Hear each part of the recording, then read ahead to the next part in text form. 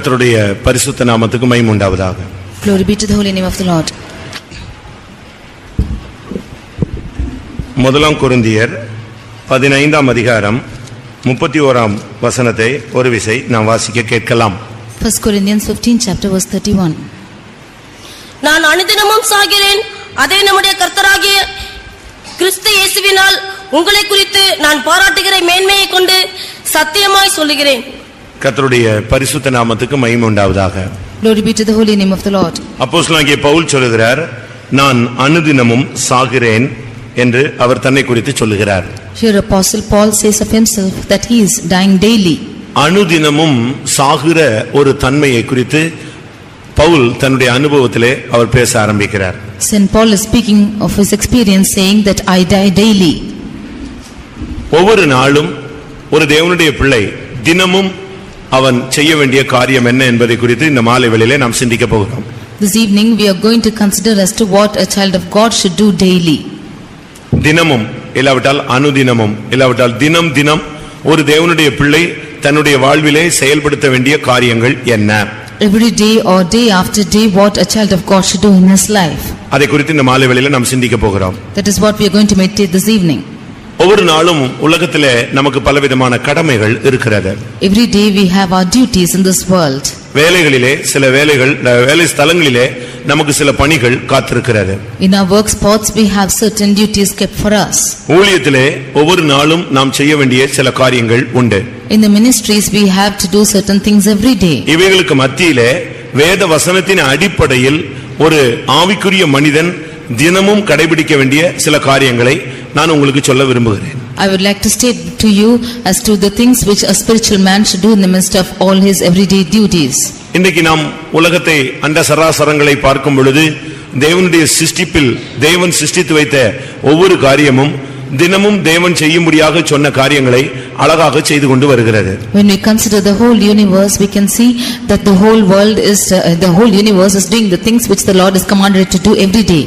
சூரியனுக்கு ஒரு பாதையை வைத்திருக்கிறார். The Lord has kept a path for the sun. ஒவ்வொரு கோளங்களுக்கும் ஒவ்வொரு பாதையை வைத்திருக்கிறார். And the Lord has determined certain paths for everything. ஒவ்வொரு கோள்களுக்கும் planets. For every planet he has kept a path. அதுக்கு ஒவ்வொரு பாதை வைத்திருக்கிறார். He has kept the path for every planet. அது ஒரு நாளும் அந்த பாதையை விட்டு விலகுகிறதும் இல்லை, சோர்ந்து போகிறதும் இல்லை, அது தன்னுடைய பாதையை மாற்றிக் கொள்வதும் இல்லை, நிறுத்திக் கொள்வதும் இல்லை. It's not weary or faint or it's not stopping with its path at any time. 19ஆம் சங்கீதத்தை நாம் பார்க்கும் பொழுது சூரியனுக்கு ஒரு பாதையை கர்த்தர் ஏற்படுத்தி வைத்தார். When we see 19th Psalm we can see that God has determined a path for the sun. 5ஆம் வசனத்திலே அது தன் பாதையில் ஓட மகிழ்ச்சியாய் இருக்கிறது. And in 5th verse we see that it's rejoicing to run its race. ஒவ்வொரு சிருஷ்டிப்புக்கும் கர்த்தர் ஒவ்வொரு காரியங்களை ஏற்படுத்தி வைத்திருக்கிறார்.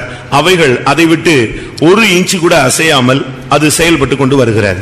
The Lord has ordained certain things for all the creation and without changing its path it is doing its work every day. ஆனால் தேவனுடைய சாயலிலே சிருஷ்டிக்கப்பட்ட மனிதன் மாத்திரமே தேவன் ஏற்படுத்தி வைத்த பிரமாணங்களை விட்டு விலகி போய் கொண்டே இருக்கிறான். But man who is created in the image of God is alone is going transgressing the commandments of the law. வேத வசனத்தின் அடிப்படையிலே பழைய ஏற்பாட்டிலும் புதிய ஏற்பாட்டிலும் ஒரு தேவனுடைய மனிதன் தினமும் செய்ய வேண்டிய காரியங்களை நான் உங்களுக்கு முன்பாக வைக்க விரும்புகிறேன். Under the aspect of the word of God I would like to place before you in the Old Testament and the New Testament what a man of God should do every day. சிருஷ்டிகள் எல்லாம் கீழ்ப்படியும் பொழுது சிருஷ்டிக்கப்பட்ட மனிதன் மாத்திரம் கீழ்ப்படியாதிருந்தால் அது நலமாய் இருக்காது. When the whole universe is obeying, if the man who is created, if he is not obeying, then it's not good. முதலாவது பவுல் சொல்லுகிறார், இந்த மார்க்கத்தில் வந்த பின்பு தினமும் ஒரு மரணம் நம்மை சந்திக்க வேண்டும்.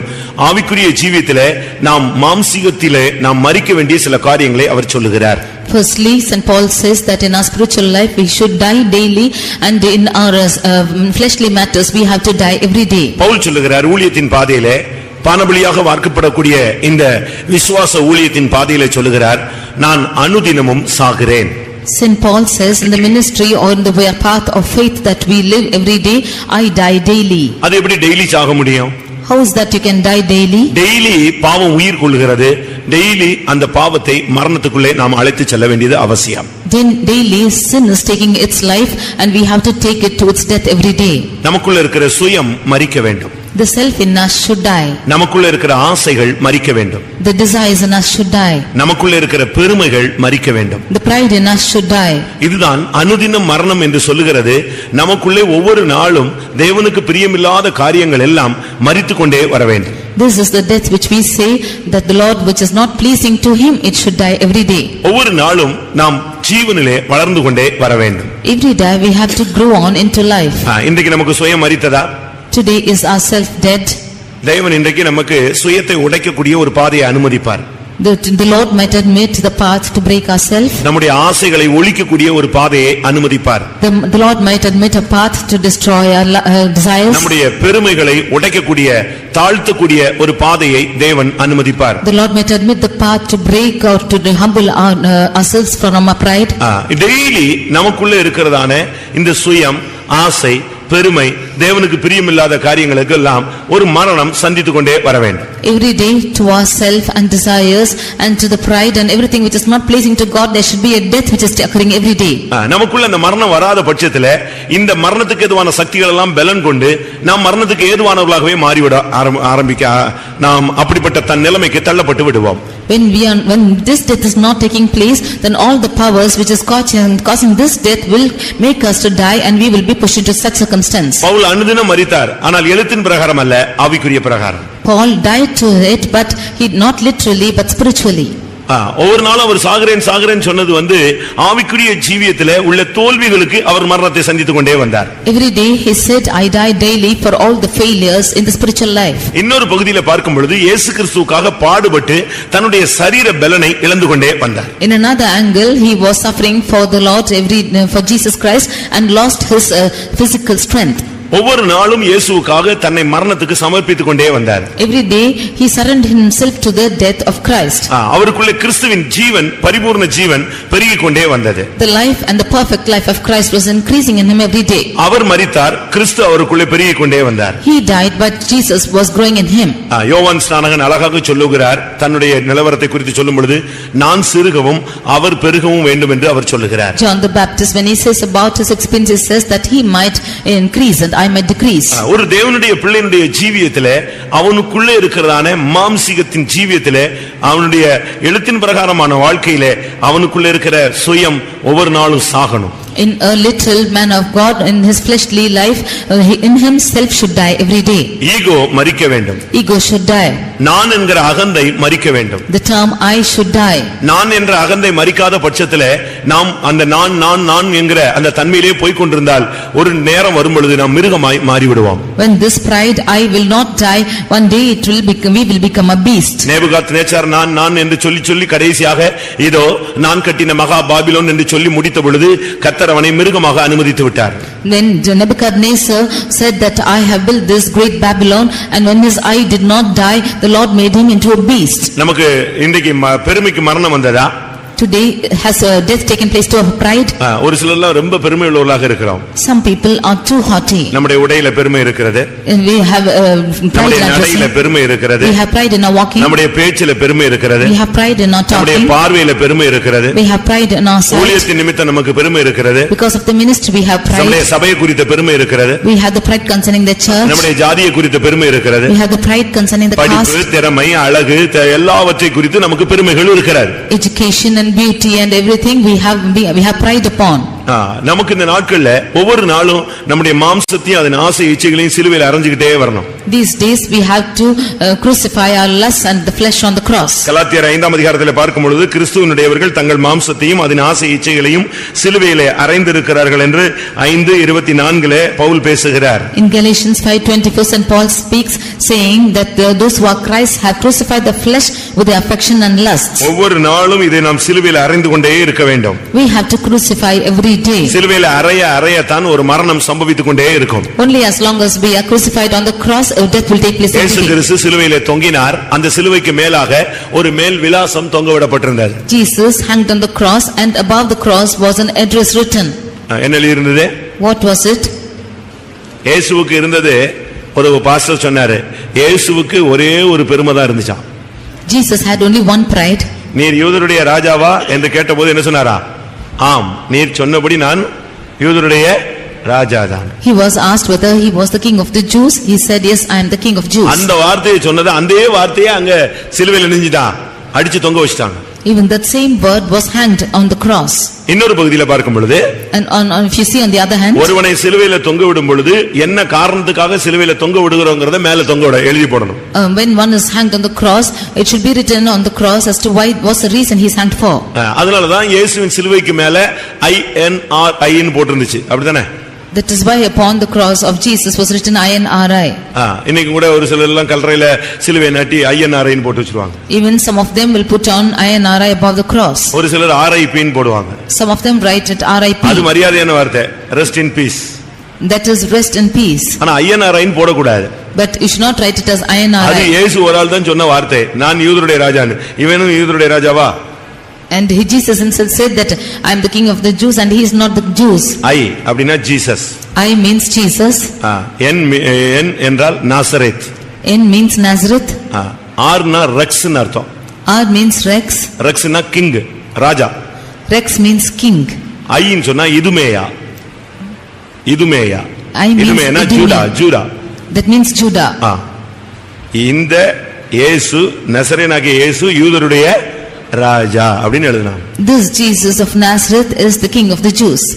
இதுதான். இத போய் நம்ம ரோட்ல செத்தவனுக்கு எல்லாம் சிலுவையில INRI ன்னு போட்டு விட்டுற கூடாது. We should not put on this INRI for those who are dying on the roads. RIP ன்னு போட்டு வச்சுக்கலாம் ஆறுதலுக்கு. You can write it as RIP for consolation. இயேசுவினுடைய அந்த சிலுவையில கூட அத தொங்க விட்டாங்க, இவர் யூதருடைய ராஜா. Even on the cross of Jesus they hanged it saying that he is the king of Jews. நம்முடைய ஜீவியத்துல நாம் ஒவ்வொரு நாளும் நம்முடைய ஜீவியத்தில் உள்ள தோல்விகளுக்கு இல்லாவிட்டால் பாவ சுபாவங்களுக்கு மரிச்சுக்கிட்டே வரணும். In our life, for the failures and for our sinful natures, we should die every day. ரோமர் 6ல துவக்கத்துல பார்க்கும் பொழுது பாவத்துக்கு மரித்து நீதிக்கு பிழைத்தல். Romans 6:9 we see that he is dead to sin but alive unto God. இன்னைக்கு உன்னுடைய ஜீவியத்தில் உள்ள மாம்சத்துல ஒரு ஜீவியத்துல உன்னுடைய பாவ சுபாவங்களுக்கு நீ மரிச்சிருக்கணும். Today in your life you should die for your sinful natures. ஒவ்வொரு நாளும் இந்த சுயம், பெருமை, ஆசை, இந்த உலகத்தினுடைய காரியங்களுக்கு நீ செத்துக்கிட்டே வரணும். Every day for all your desires and lusts you should keep dying. இரண்டாவதாக, Secondly, லூக்கா எழுதின சுவிசேஷம் 9ஆம் அதிகாரம் 23ஆம் வசனம். Luke's Gospel 9:23. லூக்கா 9:23. பின்பு அவர் எல்லாரையும் நோக்கி, ஒருவன் என் பின்னே வர விரும்பினால் அவன் தன்னைத்தான் வெறுத்து தன் சிலுவையை அனுதினமும் எடுத்துக்கொண்டு என்னை பின்பற்ற கடவன். ஒன்று அனுதினம் சாகுதல்.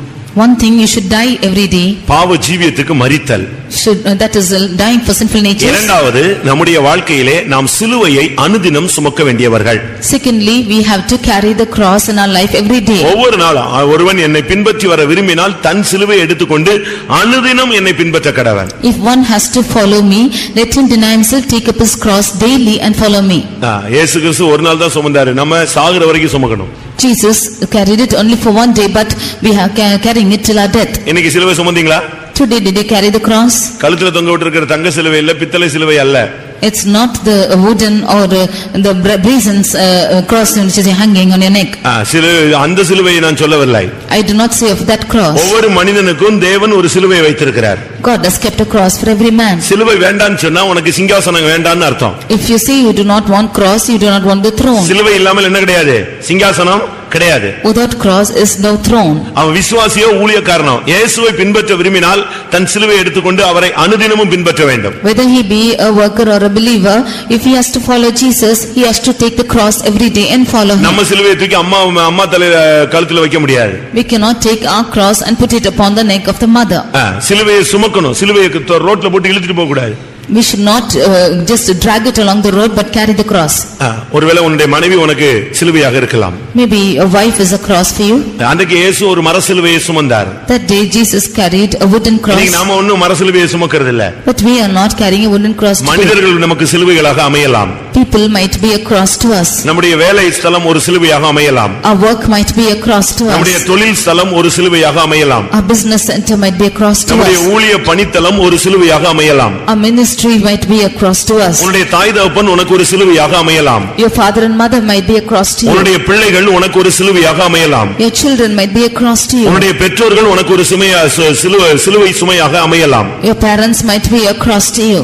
உன்னுடைய மனைவி உனக்கு ஒரு சிலுவையாக இருக்கலாம். Your wife might be a cross to you. அதனால எனக்கு மனைவி வேண்டாம்னு சொல்லிட்டு தள்ளிவிட்டு ஒரு சிலர் ஓடி போயிடுறாங்க. So many of them were run away saying that they do not want their wife at all. ஒரு சிலருக்கு புருஷன் குடிகாரனாக சிலுவையாக அமைந்த உடனே இந்த புருஷனை வேண்டாம்னு சொல்லிடுறாங்க. Sometimes when their husband is a drunkard, when he is like a cross, they say they do not want him. புருஷன் வேண்டாம்னு சொல்லல, சிலுவை வேண்டாம்னு சொல்ற. You say, you are not saying that you do not want a husband, you say மனைவி வேண்டாம்னு சொல்லல, நீ சிலுவை வேண்டாம்னு சொல்ற. You are not saying that you do not want your wife but the cross. நீ பாடுகள் வேண்டாம்னு சொல்றே தவிர நீ சிலுவையை நீ புறக்கணித்து தூக்கி எறிந்து விடுகிறாய். When you say that you do not want such people, then you are throwing away the cross. நீங்க சிலுவையை காரணம் முன்னிட்டும் நீங்கள் தினமும் சுமக்காமல் இருக்கவே கூடாது. With no reason you should not carry the cross every day.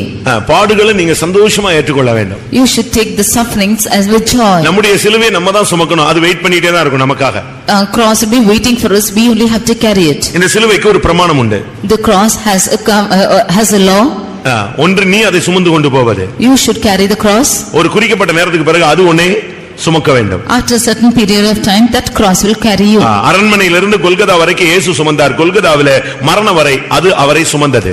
And from the palace even unto Golgotha Jesus carried the cross, but after that even until his death it carried him. அந்த சிலுவைக்கு ஒரு எடை இருந்தது. There is a weight for that cross. அதாவது இவரும் சுமக்க முடிய வேண்டியதா இருக்கணும். இவரை தூக்கி அதுல வச்சு அடிச்சா அது உடைஞ்சு விடாம அவருடைய எடையும் அதை தாங்க வேண்டும். And he should be able to carry this cross, and when this cross is being, when he is laid on that cross should not break. அப்படியானால் உன்னுடைய ஆவிக்குரிய அந்த அழைப்புக்கு ஏற்ற சிலுவை, அந்த வெயிட்டுக்கு ஏற்ற சிலுவை, உன்னுடைய அழைப்பின் வெயிட்டுக்கு ஏற்ற மாதிரி உனக்கு சிலுவையின் வெயிட்டும் இருக்கும். According to the measure or the weight of your calling, that cross will be there. உன்னுடைய அழைப்பு விலையேற பெற்றதாக இருந்தா அதுக்கு ஏற்ற மாதிரி வெயிட் கூடின சிலுவை தான் கர்த்தர் உனக்கு தருவார். ஏனென்றால் நீ பெறப்போகிற நித்திய கனமகிமை அதை விட மகிமையானது. If that cross is if your calling is a precious calling, then he will give a cross according to that weight, because the eternal glory that you are going to obtain. முருங்கை மரத்துல ஒரு சிலுவையை செஞ்சு நீ சுமந்து போறது ரொம்ப சுலபமாக இருக்கும். It will be good that you are making the cross and carrying it. அப்படிதானே? முருங்கை மரத்துல ஒரு சிலுவையை சுமந்துட்டு உன்னை தூக்க சொன்னா நீ அழகா ஒத்த கையில தூக்கி போட்டு போயிட்டே இருப்ப. If you are going to make the cross after the drumstick, then it will be easier for you to carry. அதே சிலுவையில உன்னை தூக்கி அடியும் போது அது ஒடிஞ்சு உன்னை குப்புற கீழ தள்ளி விட்டுரும். But when you have to be nailed on the cross, then it will push you down. ஆனபடியால் டெய்லி சிலுவையை கர்த்தர் உனக்கு நியமித்த அந்த பாடு அந்த வேதனை அதை நீ கரெக்டா அழகா நீ சுமந்துட்டே போகணும். Every day sufferings you have to carry, and the cross you have to carry every day. நீங்க பாத்தீங்கன்னா ஒரு சமையல் பண்ணும்போது எல்லாத்துக்குமே ஒரு ரேஷியோ வச்சிருக்காங்க, mixing. When they are cooking, they have a certain ratio of mixing everything. இதுல ஒன்னு கூடும்போது ஒன்னு குறையும் போது எங்கயாவது ஒன்னு தகராறு பண்ணிக்கிட்டே இருக்கும். When something is increasing or decreasing, some default is taking place. அதுபோல ஒவ்வொரு மனிதனுடைய வாழ்க்கையிலும் இன்பத்தையும் துன்பத்தையும் கர்த்தர் மெஷர் பண்ணி கரெக்டா வச்சிருக்கிறார். அவனுடைய அழைப்புக்கு ஏத்த மாதிரி, இல்லாவிட்டா அவன் போய் சேரக்கூடிய மகிமையை பொறுத்து அவனுக்கு இந்த பாதையில இந்த இன்பம் துன்பம் ரெண்டு இணைந்து வைத்திருக்கிறார். Even so, the Lord has kept the happiness and sorrow to a man in its measure according to his calling that he has obtained. ஒரு சில சிலுவையை வெட்டி எறிஞ்சிடறாங்க. Some of them put away their cross. ஒரு சில சிலுவை வேண்டாம்னு தூக்கி போட்டு போயிடுறாங்க. Some of them cast it off saying they do not want. அப்படி நீங்க உங்களுடைய வாழ்க்கையில சிலுவை வேண்டாம், பாடுகள் வேண்டாம், வேதனை வேண்டாம்னு ஒதுக்குனீங்கன்னு சொன்னா மகிமை வேண்டாம், தெய்வீக சிங்காசனம் வேண்டாம், பரலோகம் வேண்டாம்னு சொல்லி நீயே உன்னை புறக்கணித்துக் கொள்ளுகிறாய். If you say that you do not want the sorrows, if you do not want the sufferings, and you cast away this cross, then you yourself are putting away the glory and the heavenly throne that is kept for you. நான் ஏற்கனவே சொல்லி இருக்கிறேன்னு நினைக்கிறேன். I have already said. ஒருவேளை உங்களுக்கு சிலருக்கு தெரிந்திருக்கலாம். And you might also know. ஒரு மனிதன் புறப்பட்டு போனானா. One man went out. அவனுக்கு ஒரு சிலுவை கொடுக்கப்பட்டது. A cross was given to him. இன்னொரு கையில அவனுக்கு ஒரு கத்தியும் கொடுக்கப்பட்டது. And another one's hand a knife was given. அதை தூக்கி கொண்டு போய் கொண்டே இருந்தான். He kept carrying that and went on. அந்த சிலுவை அவனை அழுத்துவது, கொஞ்சம் அதிகமாக அழுத்துவது போல அவனுக்கு தோன்றினது. It seemed that the cross was pressing him hard. இவனுடைய அறிவு சொன்னது, இந்த கத்தி எதுக்கு கொடுத்திருக்கிறாரு, weight கூடிச்சுனா கொஞ்சம் வெட்டிரு. His mind said, what is the knife given to you for? If the weight is increased, cut off.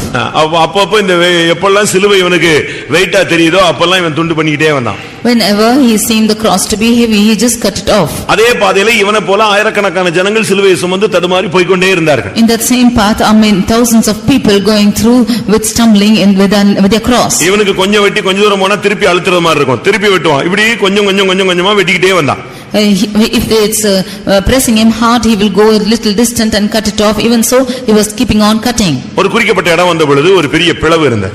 When he came to a particular point, there was a great break.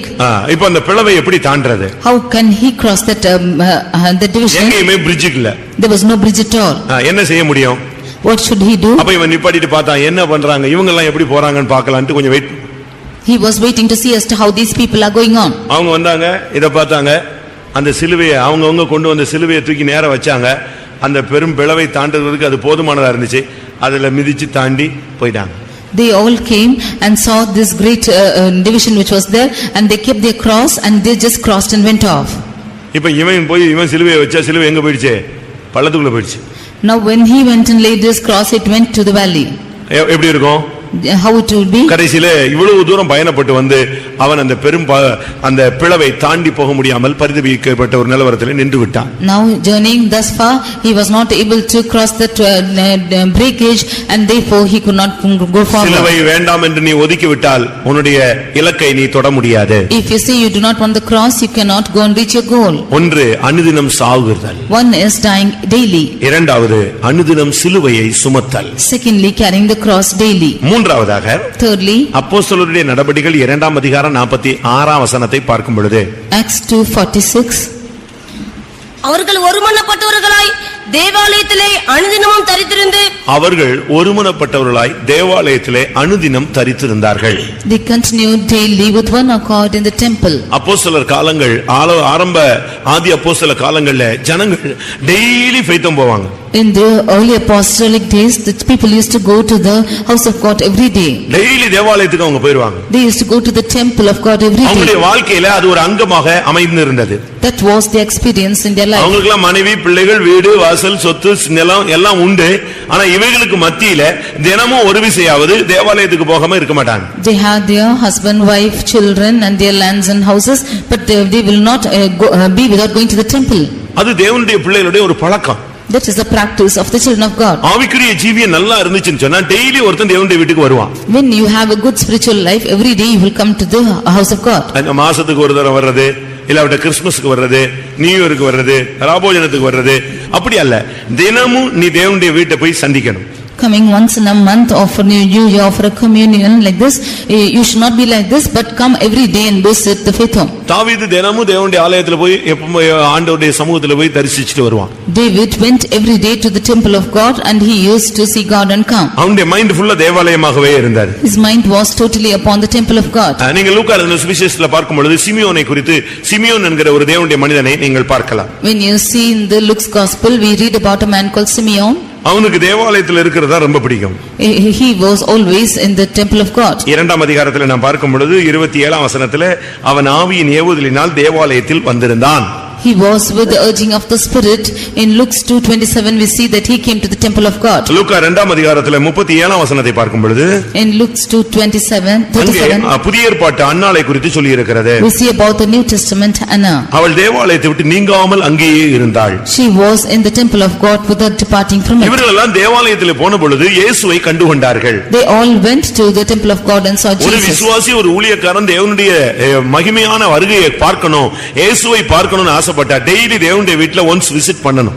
If a believer should or the child of God should see Jesus, then he has to visit the temple of God every day. சென்னையில எல்லாம் நான் இருந்திருக்கிறேன். எப்படியாவது daily எங்கேயாவது சுத்திட்டு வந்து ஃபெய்த்தம்ல தலைய காட்டிட்டு போவான். சோத்திரம் பாஸ்டர் பிரதர் இப்படி வந்தேன் பார்த்தேன். அவனுக்கு அந்த தேவனுடைய வீட்டை பார்க்கணும். I was in Chennai. Somehow he will go around and come and visit the faith home, and he will say praise the Lord and he'll go. ஏதாவது வேலை இருந்துச்சுன்னா செய்வாங்க, இல்லட்டா அங்க என்ன ஏதாவது செய்தி நல்லது ஏதாவதுன்னா விசாரிச்சுட்டு போயிட்டு இருப்பான். If there is any work they will do, or they will just inquire and they will go off. தேவனுடைய ஆலயத்தை குறித்து உனக்கு ஒரு பாரம் இருக்கணும். You should have a burden concerning the church. தேவனுடைய வீட்டை குறித்து ஒரு பாரம் இருக்கணும். You should have the burden concerning the house of God. நம்முடைய ஊழியங்கள் இப்பொழுது செல்வாக்குள்ளதாக மாறிவிட்டது. Today our ministries are full of luxuriousness. அன்றைக்கு தூத்துக்குடியில முதலாவது இந்த சிபிஎம் சபை தொடங்கும் பொழுது in the beginning in Tuticorin when the first CPM was begun, மொத்தமே 5 குடும்பம் தான். There were only totally 5 families. அவங்க தான் அந்த சபைக்கு தூண்களே. They are only pillars of the church. அதுல ஒருத்தர் வந்து வாத்தியார். And one of them was a teacher. அவங்க மனைவியும் teacher. His wife is also a teacher. ரெண்டு பேரும் மத்தியானம் சாப்பாட்டுக்கு வீட்டுக்கு வருவாங்க. Both of them will come in the afternoon for lunch. ஆவியானவர் பேசுவாரா, நீ இப்ப மத்தியானம் நல்லா சாப்பிடுறியே, அங்க ஃபெய்த்தம்ல என்னடா இருந்துச்சுன்னு யோசிச்சு பாத்தியா அப்படிம்பாரா. The Spirit of God will speak like this. You are eating a good food. Do you know whether they are eating in the faithom or not? அதோட ரெண்டு பேரும் வீட்ல செஞ்சதெல்லாம் தூக்கிட்டு எங்க வந்துறது, ஃபெய்த்தம் வந்துருவாங்க. With that both of them will come to the faithom. அங்க போனா அங்க ஒண்ணுமே இருக்காது. When they go there, there will be nothing. திரும்ப இவங்க எல்லாம் சேர்ந்து மொத்தமா உட்கார்ந்து கொஞ்சம் கொஞ்சம் எல்லாரும் பகிர்ந்து சாப்பிட்டு இவங்க ஸ்கூலுக்கு கிளம்பி போவாங்க. Then they together with them will eat little and they will go back to school. யோசிச்சு பாருங்க. Just think and see. அந்த காலத்துல ஃபெய்த்தம்ல எல்லாம் ஃபெய்த்தம் பிள்ளைங்கன்னு ஒரு குரூப் இருந்தாங்க, ஊழியக்காரங்களுடைய பிள்ளைகள். Those days there were the children of the servants of God in the faithom. அப்பலாம் அவங்க விசிட்டிங் போனா, when they used to go for visiting, அங்க ஏதாவது பன்னுன்னு கொடுத்தா அதை எடுத்து கொண்டு வந்து தான் இந்த ஃபெய்த்தம் பிள்ளைகளுக்கு சாப்பாட்டுக்கு கொடுப்பாங்க. If they are given a bun or something, when they are going for visiting, they will bring and for this faithom children and feed them. இப்படி தான் அந்த காலங்களில் விசுவாச வீட்டை குறித்த ஒரு வெளிச்சத்தை தேவன் தம்முடைய ஜனங்களுக்கு கொடுத்தார். This is how the Lord gave them the light of the house of God. அனுதினம் அவர்கள் தேவாலயத்தில் தரித்திருந்தார். Every day they came to the temple of God. Daily நீ தேவ சமூகத்துக்கு ஒரு ட்ரிப்பாவது நீ போகணும். Every day you have to go to the house of God. Daily நீ மாம்சத்துல பாவத்துக்கு சாகணும். Every day you should die for sin in your flesh. Daily உன்னுடைய சிலுவை நீ சுமக்க வேண்டும். Every day you should carry your cross. மூன்றாவது டெய்லி நீ தேவ சமூகத்துக்கு தேவாலயத்துக்கு போக வேண்டும். Daily you should go the temple of God. நான்காவதாக, fourthly, 88ஆம் சங்கீதம் 9ஆம் வசனத்தை பார்க்கும் பொழுது, 88 Psalm verse 9, 88ஆம் சங்கீதம் 9ஆம் வசனம். துக்கத்தினால் என் கண் தோய்ந்து போயிற்று. கர்த்தாவே, அனுதினமும் நான் உம்மை நோக்கி கூப்பிட்டு உமக்கு நேராக என் கைகளை விரிக்கிறேன். அனுதினமும் உம்மை நோக்கி கூப்பிட்டு என் கைகளை நான் ஏறெடுக்கிறேன்.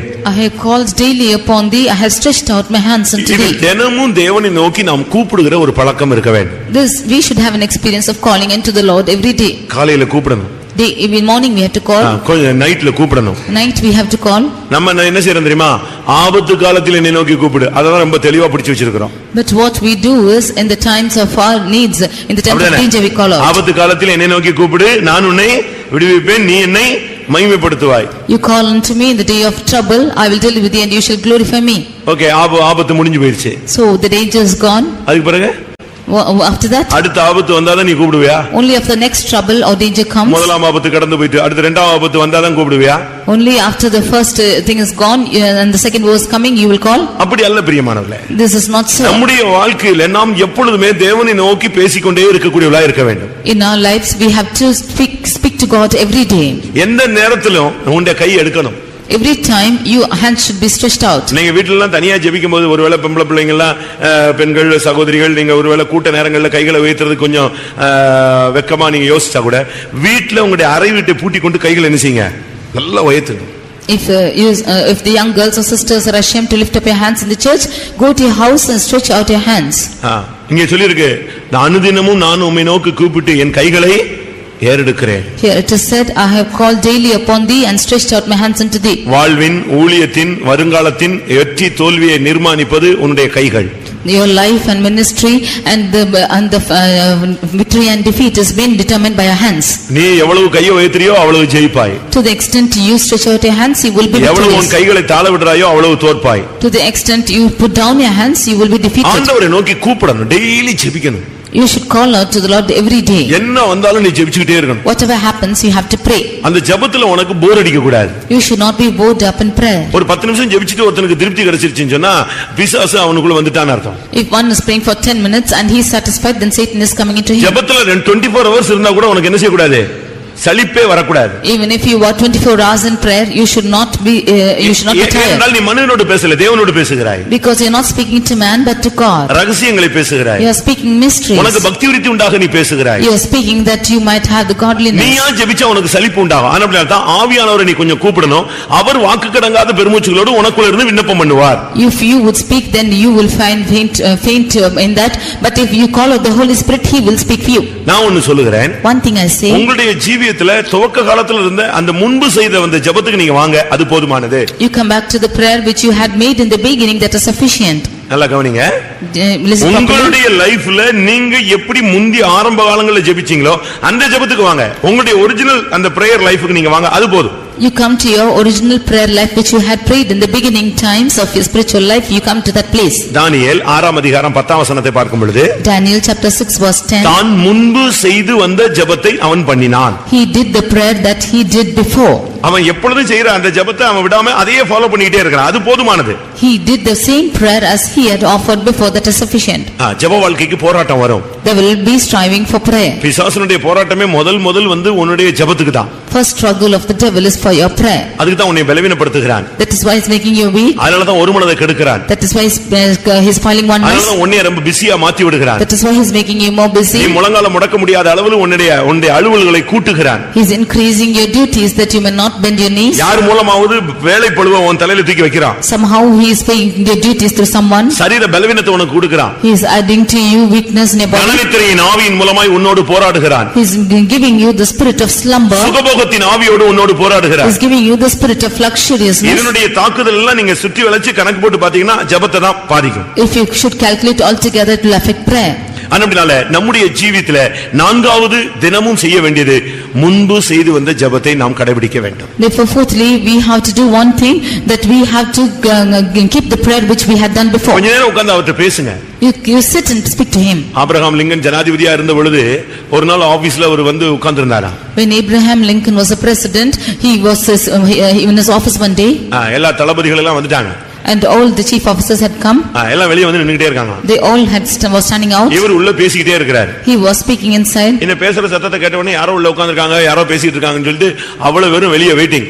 On hearing their voice, they thought somebody speaking inside and waiting outside. கொஞ்ச நேரம் கழிச்சு சத்தம் அமைதியாயிச்சு. இவர் மட்டும் தனியா இருக்கிறது போல ஒரு feeling. After some time, it was silent and they felt that he was alone. இப்ப நாங்க வரலாமான்னு இவங்க கேட்டாங்க. Now they asked us to whether they can go. வரலாமே, நான் தனியா தான் இருக்கேன், வாங்கன்னாரு. Now he said, I am alone, you can come. தனியா தான் இருக்கிறார். இவ்வளவு நேரம் பேசிட்டு இருந்தாருன்னு உள்ள போனாங்க. They thought that he was speaking all this time. உள்ள போனா ஒருத்தரையுமே காணோம். Nobody was there. இல்ல சத்தம் கேட்டுச்சு, அதனால தான் நாங்க வெளியே உட்கார்ந்திருந்தோம். They said that we heard a voice that we sat up. காலையில வந்த உடனே நாட்டுல உள்ள இவ்வளவு பிரச்சனையை யோசிச்சுட்டு ஆண்டவர்ட்ட பேசிட்டு இருந்தேன் நான். And then he said, as I came in the morning, I was thinking of the problems in the country and spoke to the Lord. ப்ராப்ளம்லாம் இருக்கு, இன்னென்ன இடத்துல இவ்வளவு குழப்பங்கள் இருக்கு, இன்னென்ன தேவைகள் இருக்கு, நாட்டுல இவ்வளவு பிரச்சனைகள் இருக்கு. இத அப்படியே ஆண்டவர்ட்ட உட்கார்ந்து நீங்க யாரும் வரல இல்லையா, அதனால ஆண்டவர்ட்ட பேசிட்டு இருந்தேன்னு சொன்னேன். I was speaking to the Lord about so many problems and struggles and confusions in the country because nobody had come. I was speaking to the Lord. நீ ஆண்டவர்ட்ட ஷேர் பண்ணு. You share it with God. ஆண்டவரை நோக்கி கூப்பிடு. You speak, call it to the Lord. நீ முன்பு செய்த ஜெபம், அதாவது அந்த நைட் ஜெபம், காலை ஜெபம், இரவு ஜெபம், மத்தியான ஜெபம், நேரம் கிடைச்ச போது ஜெபம், லீவ் நாள்ல ஜெபிச்ச ஜெபம், நைட் மிட்நைட் பிரேயர், இதையே நீ பண்ண ஜெபத்தை அந்த வசனம் வாசிங்க. தானியேல் 6:10 முன்பு செய்து வந்த ஜெபம். Daniel 6:10. தானியேலோவென்றால் அந்த பத்திரத்துக்கு கையெழுத்து வைக்கப்பட்டதென்று அறிந்த போதிலும் தன் வீட்டுக்குள்ளே போய் தன் மேலறையிலே எருசலேமுக்கு நேராக பலகணிகள் திறந்திருக்க அங்கே தான் முன்பு செய்து வந்தபடியே தினமும் 3 வேளையும் ஜெபம் பண்ணினான். He prayed the 3 times as he had did aforetime. அந்த 3 times prayer அவன் விடவே இல்ல. He did not leave the 3 times of prayer. தாவீது அந்தி சந்தி மத்தியான நேரங்களில் நான் உம்மை நோக்கி கூப்பிடுகிறேன் சொன்னான். David said that I call you out in the morning, afternoon and ஒரு நாளில் 7 தரம் உம்மை நான் தியானிக்கிறேன் சொல்கிறார். I am meditating upon you 7 times a day. Muslims வந்து 5 நேரம் தொழுகிறாங்க. Muslims are 5 times worshipping. நம்ம எத்தனை தரம் தொழுகிறோம்? How many times are we worshipping? Bible புதிய ஏற்பாடு சொல்லுது 5 நேரம் 7 நேரம்லாம் கிடையாது. இடைவிடாமல் ஜெபம் பண்ணுங்கள். The New Testament says not 5 and 7 times but without நீயே தேவனுடைய ஆலயம். ஏனென்றால் நீயே தேவனுடைய ஆலயம். Because you are the temple of God. நீ ஒரு பலிபீடம். And you are the altar. உனக்குள்ளே அக்கினி அவிய கூடாது. And the fire should not be quenched in you. எப்பொழுதும் உனக்குள்ளே அந்த விளக்கு எரிஞ்சிட்டே இருக்க வேண்டும். And this light should always keep burning in you. இரவும் பகலும் நீ தேவனை நோக்கி கூப்பிட்டு உன் கைகளை தளர விடாமல் அனுதினமும் ஏறெடுத்துக் கொண்டே இருப்பாயாக. You should cry out to the Lord day and night and lift up your hands without ceasing. Daily ஒரு 10 நிமிஷம் கை வைத்து ஜெபம் பண்ணுங்க. You lift up your hands every day for 10 minutes and pray. Daily ஒரு 10 நிமிஷம் முழங்கால் போட்டு ஜெபம் பண்ணுங்க. Every day for 10 minutes kneel down and pray. Daily 10 நிமிஷம் கண்ணீர் விட்டு ஜெபம் பண்ணுங்க. Every day 10 minutes you cry out and pray. Daily 10 நிமிஷம் சபைக்காக ஜெபம் பண்ணுங்க. Every day for 10 minutes you pray for the church. Daily 10 நிமிஷம் உங்க பிள்ளைகளுக்காக ஜெபம் பண்ணுங்க. Every day for 10 minutes you pray for your children. Daily 10 நிமிஷம் உனக்காக ஜெபம் பண்ணுங்க. Every day for 10 minutes you pray for yourself. இப்படி 10 போட்டுட்டே வாங்க. அது பாட்டுக்கு 2 மணி நேரம் 3 மணி நேரம் போயிட்டே இருக்கும். If you keep 10 and 10 minutes like this, it will go on for 2 or 3 hours. நீங்க இத பிராக்டீஸ் பண்ணி ஆக வேண்டும். If you practice like this, it will happen. Daily நீங்கள் முன்பு செய்து வந்த ஜெபத்தை நீங்கள் பண்ண வேண்டியது கடமை. You have to do the prayer which you have did for time every day. இன்னைக்கு अनेகர் ஆரம்ப காலங்களில் உள்ள ஜெபத்தை விட்டுட்டு இப்ப ஸ்டைலா 10 நிமிஷம் 2 நிமிஷம் ரோட்ல நின்னுக்கிட்டு ஜெபமிட்டு கிளம்பி போறான். Many of them leave their prayers which they had done before and 2 or 3 minutes even on the road they sit and pray. குளிக்கிறதுக்கு நேரம் இருக்கு, சாப்பிடுறதுக்கு நேரம் இருக்கு, Dress பண்ண நேரம் இருக்கு, தூங்குறதுக்கு நேரம் இருக்கு. எதுக்கு மட்டும் தான் டைம் கிடையாது இப்போ? ஜெபம் பண்ணதுக்கு மட்டும் தான் இல்ல டைம் இல்ல. They have time for eating, drinking and sleeping and for everything they have time, only for prayer they have no time. பிசாசு அப்படி நம்மை மாற்றி வைத்திருக்கிறான். Satan has converted us like this. நான் அனுதினமும் தினமும் உம்மை நோக்கி கூப்பிட்டு என் கைகளை ஏறெடுக்கிறேன். I call out unto thee daily and I have stretched out my hands. எந்த சூழ்நிலையிலும் உன்னுடைய ஜெபத்தை டெய்லி நீ விட்டுறவே கூடாது. டெய்லி நீ அதை ஜெபிச்சிரணும். In all situations you should not leave your prayer, you should pray every day. ஏனா வெற்றி தோல்வியில் உள்ள வேதனையும் சந்தோஷமும் உனக்கு தான் தெரியும். Because you only know the joy and the happiness in the victory and defeat. தேவன் நீ ஜெபிச்சியா இல்லையான்னு கேக்குறதை விட உன் மனசாட்சி கேட்கும் இன்னைக்கு நீ ஜெபிக்கலன்னு சொல்லும். More than God asking you whether you prayed or not, your conscience will ask you have not prayed. காலையில எங்கயாவது போய் முட்டிட்டீனா உடனே சொல்லும் பாத்தியா காலையில ஜெபிக்கல பாத்தியா அப்படினு தான் சொல்லும். If you go and dash against anything, immediately your conscience will say that you have not prayed. அதுவே உன்னை குத்தி ஊடுருவி ஒரு வழி பண்ணிரும். That itself will pierce you and make you one way. அப்படி ஒரு சான்ஸ்க்கு நீங்க இடம் கொடுக்க கூடாது. Do not give room for such a thing. உங்கள் இருதயமே உங்களை குற்றவாளியாக தீர்க்குமானால் தேவன் அதிலும் பெரியவராக இருந்து உன்னை நியாயம் தீர்ப்பார். If your heart itself is convicting you of your sins, then the Lord being above will judge you. என்னாகமம் 4ஆம் அதிகாரம் 16ஆம் வசனம். Numbers 4th chapter verse 16. நாம் தினமும் செய்ய வேண்டிய 8 காரியங்களை நான் உங்களுக்கு சொல்லுகிறேன். I tell you of 8 things which we have to do every day. தினமும் பிசாசு செய்கிற 2 காரியங்களை சொல்லுகிறேன். I tell you of the things which Satan is doing every day. தினமும் தேவன் செய்கிற 2 காரியங்களை உங்களுக்கு சொல்லுகிறேன். I tell you of the 2 things which the Lord is doing every day. நான் இப்ப 4 நாம் செய்ய வேண்டிய காரியங்களை 4 காரியம் இப்ப நான் சொல்லி இருக்கிறேன். I have told you of the 4 things we have to do. ஒவ்வொரு நாளும் நீ மரிக்க வேண்டியது அவசியம். Every day you will have to ஒவ்வொரு நாளும் நீ சிலுவையை சுமக்க வேண்டியது அவசியம். You will have to carry the cross every day. ஒவ்வொரு நாளும் நீ தேவாலயம் போக வேண்டியது அவசியம். Every day you should go to the temple of God. ஒவ்வொரு நாளும் நீ தேவனை நோக்கி முன்பு செய்தது போல ஜெபிக்க வேண்டியது அவசியம். Daily you have to pray as you had did aforetime. என்னாகமம் 4ஆம் அதிகாரம் 16ஆம் வசனம். Numbers 4:16. ஆசாரியனாகிய ஆரோனின் குமாரன் எலியாசார் விளக்குக்கு எண்ணெயையும் சுகந்த தூப வர்க்கத்தையும் தினந்தோறும் இடும் போஜன பலியையும் தினந்தோறும் இடும் போஜனம் பலி. Daily meat offering. ஒரு ஆசாரியன் என்று சொல்லுகிறவன் தினந்தோறும் போஜன பலி செலுத்த வேண்டும். A priest should offer meat offering every day. வெளிப்படுத்தல் 1ஆம் அதிகாரம் 6ஆம் வசனத்தின்படி நாம் ஒவ்வொருவரும் ஆசாரியர்கள். Revelations 1:6 we are all the priests. இயேசுவின் இரத்தத்தினால் கழுவப்பட்ட ஒவ்வொருவரும் ஆசாரியர்களே. We have been washed by the blood of Christ, you are all the priests. இயேசுவின் இரத்தத்தினால் கழுவப்பட்ட ஒவ்வொருவரும் டெய்லி போஜன பலியை செலுத்த வேண்டியது அவசியம். Then all those who have been washed by the blood of Jesus should every day may offer this meat offering. அது என்ன போஜன பலி? What is this meat offering? போஜன பலி என்பது தேவ சித்தத்தை காண்பிக்கிறது. Meat offering shows the will of God. ஒவ்வொரு நாளும் ஒரு தேவனுடைய பிள்ளை தேவ சித்தம் என்னதென்று பகுத்தறிந்து அதை செயல்படுத்த வேண்டியது அவசியம். Every day a child of God to discern what is the will of God and have to do it. நன்மையும் பிரியவுமான பரிபூர்ணமான தேவ சித்தம் இன்னதென்று நீங்கள் முதலாவது பகுத்தறியுங்கள். You have to discern what is good and perfect will of God. ரோமர் 12ஆம் அதிகாரம் 1ஆம் வசனத்தில் நீங்கள் இதை பார்க்க முடியும். Romans 12 chapter verse 1 we can see this. உங்கள் 2ஆம் வசனத்தில் நாம் பார்க்கும் பொழுது verse 2. நன்மையும் பிரியமும் பரிபூர்ணமான தேவ சித்தம். What is good and acceptable and perfect will of God. இயேசு சொன்னார் நான் ஒரு போஜனம் எனக்கு ஒரு போஜனம் ஆயத்தமா இருக்கிறது என்று சொன்னார். Jesus said that I have a meat prepared for me. தேவ சித்தம் செய்கிறதே என்னுடைய ஆகாரம் என்று சொன்னார். To do the will of God is my meat. அப்ப தேவ போஜன பலி என்று சொல்லுகிறது தேவ சித்தத்தை காண்பிக்கிறது. Meat offering shows the will of God. அப்ப இன்னைக்கு நம்ம தேவ சித்தம் செய்தோமா? Today have we done the will of God? இந்த சரீரம் எதுக்கு கொடுக்கப்பட்டது தெரியுமா? What is this body given for? இதோ ஒரு சரீரத்தை நான் உமக்கு ஆயத்தம் பண்ணுகிறேன். இதோ உம்முடைய சித்தம் செய்ய வருகிறேன்.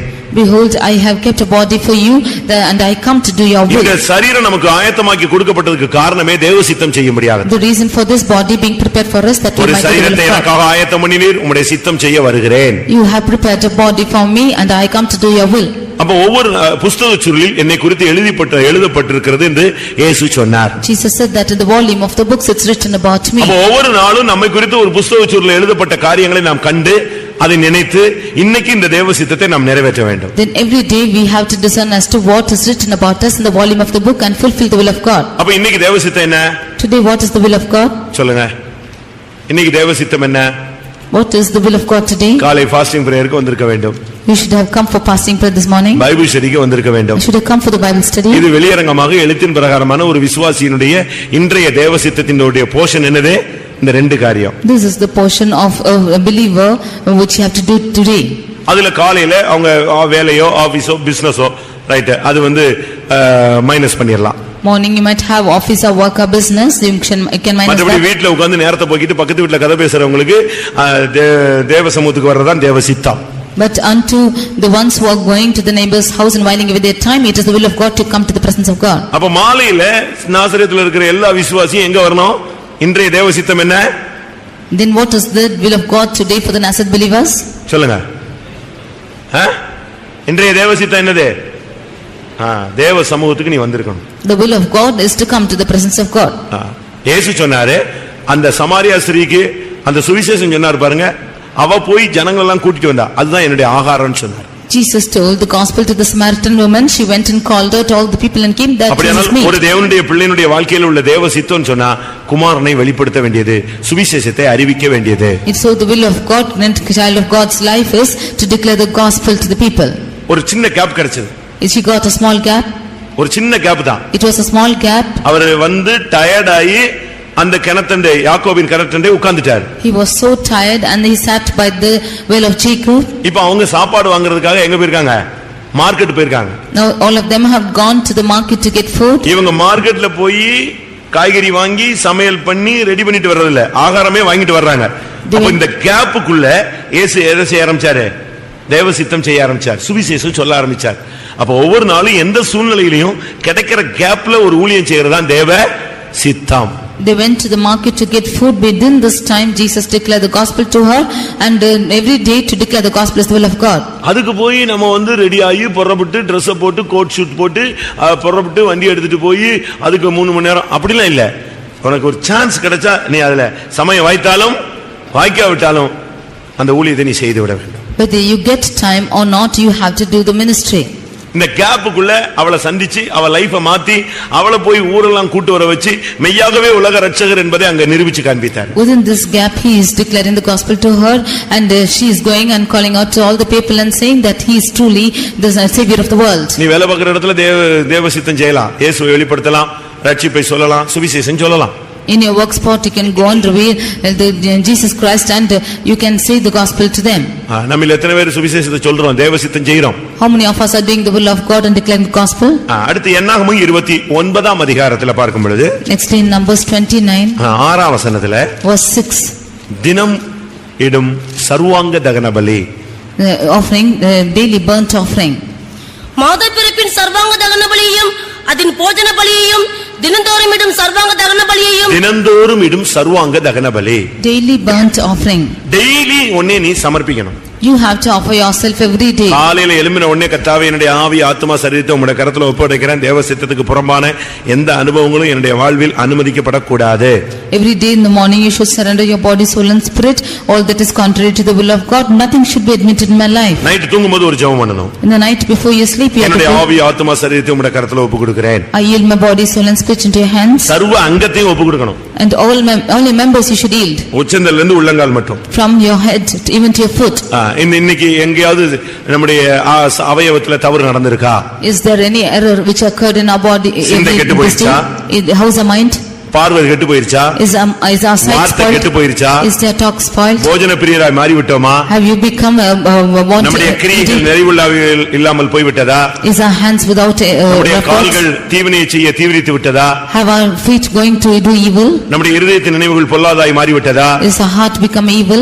இது நீ உட்கார்ந்து டெய்லி சர்வ அங்கத்தையும் தகன பலியா ஒப்புக்கொடுக்கணும். You have to yield every day, offering your whole self. ஒவ்வொரு நாளும் சர்வாங்க தகன பலி நீ செலுத்தியே ஆகணும். Every day you should offer this burnt offering. அதனுடைய இன்னொரு அர்த்தம் சுத்திகரிப்பை காண்பிக்கிறது. The next meaning is sanctifying yourself. Daily நீ ஒரு காத்திருப்பு கூட்டம் மாதிரி ஒரு சுத்திகரிப்பு கூட்டத்தை உனக்குள்ளேயே நீ செய்யணும். Every day like a tarrying meeting you should sanctify yourself. நீ ஒரு தேவனுடைய ஆலயம். You are the temple of God. உனக்குள்ள ஒரு பலி செலுத்தப்பட்டு கொண்டே இருக்கணும். And the offering should be offered every day. உனக்குள்ளேயே ஒரு நடைமுறை சுத்திகரிப்பு நடக்கணும். There should be always a repeated இப்ப நான் பிரசங்கம் பண்ணிட்டு இருக்கேன். I am preaching now இப்ப நீங்க எல்லாம் கேட்டுட்டு இருக்கீங்க. and you are hearing. இப்ப நம்ம எல்லாருமே அவங்கவங்க பணியை செஞ்சுக்கிட்டு இருக்கோம். இதுக்கு உள்ள தேவன் சிருஷ்டித்ததான இந்த அவயவங்கள் தன்னுடைய வேலையை செஞ்சுட்டே இருக்கு, செஞ்சுக்கிட்டே இருக்கு. We are all doing our own works, but in between this, the Lord who has created this body, it's doing its work. Heart அழகா ஃபங்க்ஷன் பண்ணிட்டே இருக்கு. The heart is functioning like that. சரீரத்துல சுத்திகரிப்பு, ரத்த சுத்திகரிப்பு செஞ்சுட்டே இருக்கு, நடந்துகிட்டே இருக்கு. And the blood is sanctified in the body. நம்ம சாப்பிட்டதெல்லாம் ஜீரணம் ஆகிட்டே இருக்கு. All what we have eaten is digesting. அது நாம பேசுறோம், சிரிக்கிறோம், ஓடுறோம். ஆனா தேவன் ஏற்படுத்தி வைத்த அந்த அமைப்பு ஒரு தவறு இல்லாம அழகா நடந்துகிட்டே இருக்கு. We are speaking, laughing and running, but the members of our body are doing its duties as it is. Heart எப்ப ஃபங்க்ஷன் நிப்பாட்டுதோ அப்போ இவன் செத்துட்டான் அர்த்தம். When the heart is stopping its function, he is dead. அதுபோல என்னைக்கு ஒரு விசுவாசி சுத்திகரிப்பு நிறுத்தினானோ அன்னைக்கு அவன் செத்துட்டான், ஆவிக்குரிய மரணம் வந்துருச்சுன்னு அர்த்தம். Like this, whenever a believer is stopping his sanctification, he is spiritually dead. Daily ஒரு சுத்திகரிப்பு உனக்குள்ள நடக்கணும். Every day there should be sanctification in you. படுக்கைக்கு போறியா, உன் கூட ஆண்டவர் இருக்காரான்னு பாரு. Before going to sleep, you check out if Jesus is there with you. போன உடனே ஸ்தோத்திரம் ஸ்தோத்திரம் என் ஆத்துமாவே கர்த்தரை ஸ்தோத்திரின்ற கூட. Not just say praise the Lord and say bless the Lord of my soul. அப்படிலாம் நீங்க செய்யவே கூடாது. You should not do like this. நீ படுக்கைக்கு போனா ஆண்டவர் உன் கூட இருக்காரா, நீ பகலெல்லாம் உன் கூட இருந்தாரா, அதெல்லாம் நீ வந்து சர்ச் பண்ணணும். You should search it and see if the Lord was with you the whole day through. உன்னத பாட்டு 3ஆம் அதிகாரம் 1ஆம் வசனத்துல பாருங்க. Songs of Solomon 3:1. அங்க என் படுக்கையிலே என் ஆத்தும நேசரை தேடினேன். I searched out for my beloved in my bed. 3:1 இல்லையா? ராக்காலங்களில் என் படுக்கையிலே என் ஆத்தும நேசரை தேடினேன், தேடியும் நான் அவரை காணவில்லை. போதுமா? படுக்கையில போன உடனே மனவாட்டி யார தேடினா? யார? புருஷனை, பிள்ளைகளை, அக்கா, மாடு, ஆடு எல்லாம் வந்துருச்சா, கட்டி வச்சாச்சா, அதெல்லாம் யோசிக்கல. எதை யோசிச்சாலா? அவ மைண்ட்ல ஆத்தும நேசரை தேடினாள். In the bed, in her mind, the bride sought for the beloved. இப்ப ஆத்தும நேசரை காணோம். Now she is not finding the beloved. சரி ஸ்தோத்திரம் காலையில வருவாங்க அப்படினு பேசாம படுத்துக்கல. She did not say praise Lord will come in the morning. உடனே தேடினாள். Immediately she searched. உடனே புறப்பட்டு போனா, நகரத்துக்கு போனா. Immediately she went to the city. காவலாளர்களை பார்த்து கேட்டா, என் ஆத்தும நேசரை கண்டீர்களா? She saw the guards and asked him if they saw him. இன்னும் கொஞ்ச தூரம் போனாள். And she went a little farther. சந்துகளில் போனாள். And she went into the streets. And she went into இதெல்லாம் எதை காண்பிக்கிறது? What is all the சுத்திகரிப்பின் அனுபவங்கள். It shows the experience of sanctification. ஒருத்தன் எங்க காசை தொலைச்சானோ அந்த இடத்துக்குலாம் போவான். He will go and seek in the place where he's lost the money. Purse எங்க தொலைச்சிட்டீங்கன்னு வெச்சுக்கோங்களேன். If you lost your purse, இப்ப திருப்பி கூட்டம் முடிஞ்ச உடனே எங்க போவீங்க? After the meeting where will you go? நேரா வீட்டுக்கு போக மாட்டீங்க. எந்த தெரு வழியா வந்தீங்க, எந்த கடை வழியா போனீங்க, எந்த கடையில எது வாங்க போனோம், இந்த கடையில விட்டுருப்போமா, அந்த கடையில விட்டுருப்போமா, அதே பாதையில போனாதான் அங்க போன ஒரு வேளை கிருபை இருந்தா கிடைக்கும். Only if you go by the way you came and the shops you have gone to, if you trace out those paths and go, you will get your purse. கரெக்ட்டா அவ தேடிட்டே போனா. He just searched and went. இன்னும் கொஞ்ச தூரம் போன உடனே என் ஆத்தும நேசரை கண்டேன். And she went further and found the beloved. அவரை நான் அழைத்து கொண்டு I brought him. என்னை பெற்றவளின் அறைக்கு கொண்டு வந்து விடுமட்டும் அவரை விடாமல் பற்றிக்கொண்டேன். And I held on to him firmly until I brought him to my mother's bed. எப்படி இருக்குன்னு யோசிச்சு பாருங்க. How it is. அப்ப டெய்லி நீ படுக்கும்போது உன்னுடைய நேசர் உன்னோடு இருக்கிறாரா? அவர் எங்கயாவது உன்னை விட்டு விலகிட்டாரா? நீ அவரை விட்டு விலகிட்டியா? அவருடைய பிரசன்ஸ் எப்ப போயிருச்சு? எப்ப தோற்று போனோம்? இன்னைக்கு ஏன் இவ்வளவு தோல்வி? ஆண்டவர் நம்ம கூட இல்லையே. இதெல்லாம் நீ உட்கார்ந்து ஆராய்ச்சி பண்ணி பார்த்து கர்த்தரை கூப்பிட்டு உன் படுக்கையறைக்கு அவர் வந்துட்ட பிறகுதான் நீ கண்ணை மூடணும். So every day before going to bed you should check out if the beloved is with you or what has gone wrong and why you are defeated by your faith such failures. Only after realizing all this you should close your eyes. நமக்கு தான் 6 மணிக்கு கண்ணு மூடிடுது. If for us even 6 o'clock eyes are closed. அதுக்கு பிறகு கண்ணு மூட வேண்டியதில்லை. 10 மணிக்கு 12 மணிக்கெல்லாம் கண்ணு மூடல. 6 மணிக்கே கண்ணு மூடிடுது. There no need for eyes to close at 10 and 12 but 6 o'clock. ஆபிரகாம்லாம் 6:30க்கே படுத்துட்டான். அதனால தான் தோத்து போனான் வாழ்க்கையில. Abraham even slept at 6:30. பலிசெலுத்த வந்துட்டு சூரியன் அஸ்தமிக்கும் பொழுது அவன் மேல் அயர்ந்த நித்திரை வந்தது. As the sun set he had a deep sleep. நல்லா பார்த்து புரிஞ்சுக்கோங்க. ஆத்துமநேசரை நீங்கள் டெய்லி கண்டுபிடிச்சு சர்வங்க தகனபலி செலுத்தாம நீ தூங்க கூடாது. Without finding your beloved of soul and without reconciling with him, without offering this burnt offering, you should not sleep. போ தனியா உட்காரு. You go sit alone. ஆண்டவருடைய பிரசன்னத்துல உட்காரு. Sit in the presence of God. குடும்ப ஜெபம் முடிஞ்சிருச்சா? Family prayer over ஆயிடுச்சா? If your family prayer is over, நீ போய் தனியா உட்காரு. You go sit alone. கொஞ்ச நேரம் பாரு. உனக்கு தான் தெரியும் இன்னைக்கு பிசினஸ்ல என்ன, வேலையில என்ன, எங்கெங்க பிரச்சனை, எங்கெங்க வாக்குவாதம், எங்க துக்கம், எங்க சஞ்சலம், எங்க தவிப்பு, எங்க நம்ம அதிகமா பேசிட்டோம், இதெல்லாம் உனக்கு தான் தெரியும். பரியாசம் பண்ணிட்டோம். இதை உட்கார்ந்து நீ கிளியர் பண்ணு. சர்வாங்க தகன பலியை செலுத்து. You only know the failures in your life and where you have spoken unnecessarily and where you have been jesting, and therefore you offer the burnt offering. அப்படி இல்லாம நீ போய் படுத்துட்டேன்னா பிசாசு வந்து நைட்ல அமுத்திட்டான், கையை நீட்ட முடியல, அப்படியே உட்கார்ந்து அமுக்கிட்டான்னு சொல்லிட்டு தான் இருக்கணும். Before this, if you go and sleep, then you will say that Satan came and he held out to my hand, I could not stretch out my hand. சர்வாங்க தகன பலி செலுத்தி பாரு, உன்னுடைய வாழ்க்கையில அடுத்த நாள் ஃப்ரெஷ்ஷா தொடங்கும். You offer this burnt offering, then you will be fresh the next day. அடுத்ததாக 61ஆம் சங்கீதம் 8ஆம் வசனம். 61st Psalm was 8. 61ஆம் சங்கீதம் 8ஆம் வசனம். இப்படியே தினமும் என் பொருத்தனைகளை நான் செலுத்தும்படியாக உமது நாமத்தை என்றைக்கும் கீர்த்தனம் பண்ணுவேன். ஒவ்வொரு தினமும் நீ பொருத்தனைகளை செலுத்த வேண்டும். Daily you should perform the vows. கிறிஸ்தவ வாழ்க்கை பிரதிஷ்டைக்கு உட்பட்ட வாழ்க்கை. The Christian life is into consecration. நமக்கு எல்லாருக்கும் ஒவ்வொரு பிரதிஷ்டை இருக்கணும். We should all have a consecration in us. தேவனுடைய வார்த்தைகளை கேட்கும் பொழுது, வசனங்களை படிக்கும் பொழுது, பிரசங்கங்களை கேட்கும் பொழுது, நீ ஒவ்வொரு நாளும் உன்னுடைய பரிசுத்தத்துக்காக, உன்னுடைய தெய்வீகத்துக்காக சின்ன சின்ன பிரதிஷ்டைகளை பண்ணி பண்ணி பண்ணி உன்னுடைய ஜீவியத்தை நிபந்தனைகளுக்கு உட்படுத்திக் கொண்டே வர வேண்டும். As we hear the word of God and read the word of God, we should rectify ourselves and make a covenant every day in small things, and we should be in பலியினால் என்னோடு கூட உடன்படிக்கை பண்ணின என்னுடைய பரிசுத்தவான்கள். Gather unto me the saints who have made a covenant with sacrifice. ஒவ்வொரு நாளும் நீ பொருத்தனைகளுக்கு உட்படுத்தப்பட்ட ஒரு ஆள். Every day you are a covenanted person. அதனால தான் ஒரு தாய் தன்னுடைய பிள்ளைக்காக பொருத்தனை பண்ணி ஜெபிச்சு அந்த பிள்ளை கிடைச்சதுனால ஒரு நாள் சொல்றா, என் பொருத்தனையின் புத்திரனே. Therefore mother, when she made a covenant with the Lord and she got a son, she is calling him a son of covenant. சரி, நீங்க எல்லாம் எவ்வளவு பிரதிஷ்டை பண்ணிருக்கீங்க? So therefore how many of you have consecrated? சரி, மத்த நாளா விட்டுருங்க. இன்னைக்கு ஃபாலோ பண்ணீங்களா? Today did you consecrate yourself? சொல்லுங்க. இன்னைக்கு அந்த பொருத்தனையை உங்களால ஃபாலோ பண்ண முடிஞ்சதா? Are you able to follow that consecration today? 4 மணி ஜெபம், 4 o'clock praising, பைபிள் ரீடிங், யோசிச்சு பாருங்க. You think and see? fasting. இன்னைக்கு ஒவ்வொரு நாளும் நீங்க என்னென்ன பொருத்தனை பண்ணிருக்கீங்களோ அதை டெய்லி ஃபாலோ பண்றீங்களா? நான் என்ன சொல்றேன்னா, என்னத்தெல்லாமோ பண்ணுவேன்னு சொல்லிட்டு ஒண்ணுமே பண்ணாம இருக்கிறத விட கொஞ்சம் கொஞ்சம் உன்னால முடிஞ்சதை சொல்லி அதை நிறைவேற்றி பழகு. Not making the vows which you cannot do it, make little vows and perform it.